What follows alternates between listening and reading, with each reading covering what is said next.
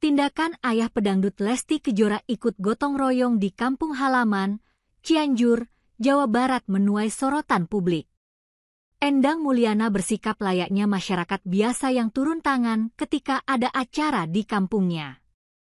Padahal, dia adalah seorang ayah dari artis terkenal yaitu Lesti Kejora dan mertua dari aktor Rizky Billar.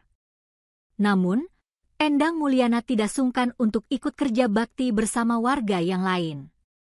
Hal tersebut terekam dalam postingan Instagram terbaru ayah_Kejora milik Endang Mulyana.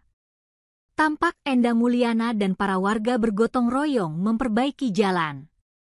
Endang Mulyana terlihat mengenakan baju hijau dan bersepatu lumpur sibuk meratakan jalan yang sedang dicor beton menggunakan alat dari kayu bersama warga lainnya.